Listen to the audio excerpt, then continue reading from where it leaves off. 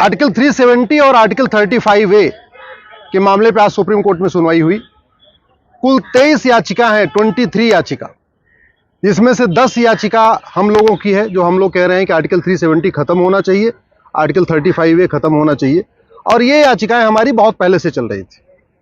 जब सरकार ने आर्टिकल 35A खत्म कर दिया, आर्टिकल 370 खत्म कर दिया, तो सरकार के फैसले के खिलाफ 13 याचिकाएं आई। उसमें शाह फैजल की भी है और अलग पॉलिटिशियंस की है, कश्मीर से कुछ लोगों की है, कुछ लोग दिल्ली से भी हैं। और उनका कहना है कि जो सरकार का जो डिसीजन है आर्टिकल 370 खत्म करने का, आर्टिकल 35A खत्म करने का, ये ठीक नहीं है। तो सुप्रीम कोर्ट की 5 जजों की बेंच ने जो टोटल 23 पिटीशंस हैं, 10 पिटीशन सरकार के साथ, या उसको कह सकते हैं आर्टिकल 370 के खिलाफ और आर्टिकल 35A के खिलाफ, उस पे, और 13 याचिकाएं जो कह रहे हैं 370 बहाल होना चाहिए और 35A बहाल होना चाहिए।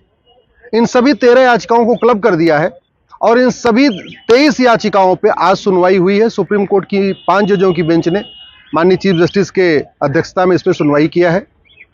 हम सब लोगों को अपनी अपनी तरफ से रिटर्न सबमिशन देने के लिए कह दिया गया है, कंपाइलेशन देने के लिए कह दिया गया है, जो जो हमें जजमेंट साइट करना वो भी कह दिया गया है। 27 जुलाई तक हम लोग अपनी अपनी तरफ से जो बहस के लिए जितना रिटर्न सबमिशन देना वो दे देंगे और 2 अगस्त से इस पे डे टू डे हियरिंग होगी। हमारा ये कहना है कि आर्टिकल 370 एक टेम्परेरी प्रोविजन था, वो कुछ दिनों के लिए आया हुआ था, उसको तो कायदे से 5 साल के बाद खत्म हो जाना चाहिए था, 1955 में खत्म हो जाना चाहिए था, या मैक्सिमम 1960 में खत्म हो जाना चाहिए था। ये तो बहुत देर हुई है। और दूसरा आर्टिकल 35A तो कभी पार्लियामेंट में डिबेट ही नहीं हुई।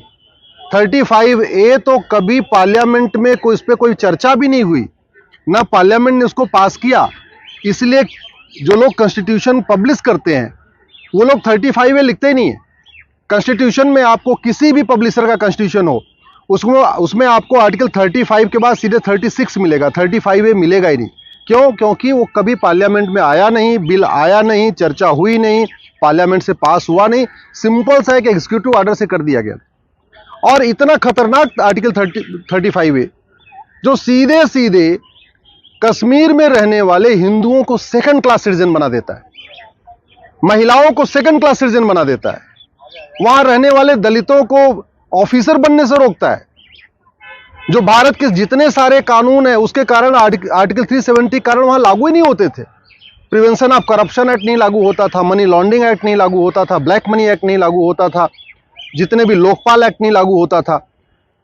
तो सबसे जो बढ़िया उसका फायदा मिलता था वो कश्मीर का अलगाववादी उठाते थे, जब तक ये 370 था और 35A था। वहां के चरमपंथी, क्योंकि आपका पार्लियामेंट में कोई भी कानून बनाओ वो कश्मीर में लागू ही नहीं होगा जब तक कि वहां की विधानसभा ने उसको अप्रूव कर दे। तो हमने यही कोर्ट से कहा है कि बिल्कुल पार्लियामेंट के पास पावर था कि जो 370 टेम्परेरी आया उसको वापस खत्म कर दे। पार्लियामेंट के पास पावर है कि 35A जो कभी आया ही नहीं पार्लियामेंट में उसको वापस रिपील कर ले। और तीसरा एक ऑब्जेक्शन जो पिटिशनर्स कह रहे हैं, वो कह रहे हैं कि जम्मू कश्मीर को बांटा क्यों गया। भारत में जितने भी राज्य बने हैं या तो ये डेमोग्राफी के आधार पे बने हैं या तो लैंग्वेज के आधार पे बने। जैसे आपका पहले महाराष्ट्र एक राज्य था, लेकिन गुजराती बोलने वालों के लिए अलग से एक राज्य बन गया, गुजरात अलग से निकल गया।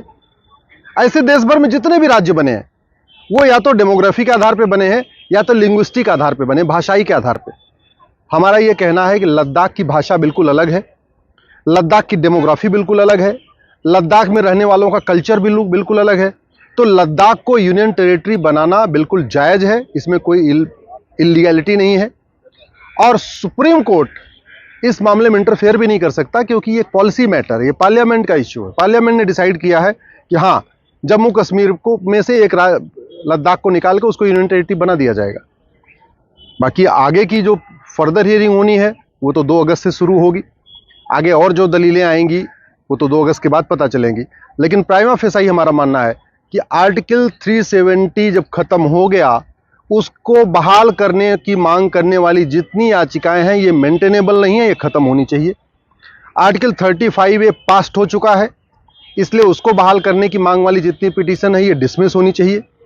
जम्मू कश्मीर में से लद्दाख एक यूनियन टेरिटरी बन चुका है, इसलिए उस फैसले के खिलाफ जो पिटीशन है वो डिसमिस होनी चाहिए। और सबसे अच्छी बात यह है कि जब से भारत में एक देश एक संविधान लागू हुआ है, जब से 370 हटा है, तब से कश्मीर में अलगाववाद भी कम हुआ है, कट्टरवाद भी कम हुआ है, मजहबी उन्माद भी कम हुआ है, जिहाद भी कम हुआ है, पत्थरबाजी भी कम हुई है, आतंकवाद की घटनाएं भी कम हुई हैं और डेवलपमेंट बढ़ा है। टूरिस्ट आ रहे हैं, स्कूल खुल रहे हैं, कॉलेज खुल रहे हैं, वहाँ पे शॉपिंग मॉल खुलने लग गए हैं, वहाँ पे जो बिजनेस व्यापार पहले बंद पड़ा हुआ था वो शुरू हो चुका है। तो इसलिए जो पोस्ट 370 इशू है, यानी 2019 के बाद जो डेवलपमेंट हुआ, उसको देखते हुए भी सुप्रीम कोर्ट को इन याचिकाओं को खारिज कर देना चाहिए, जो दोबारा से आर्टिकल 370 और 35 एक बहाली की मांग कर रहे हैं।